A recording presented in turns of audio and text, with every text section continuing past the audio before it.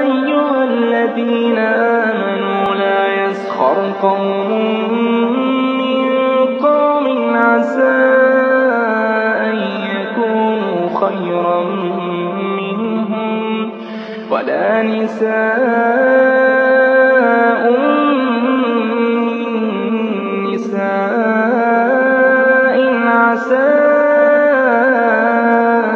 أن يكن خيرا منهن ولا تلمزوا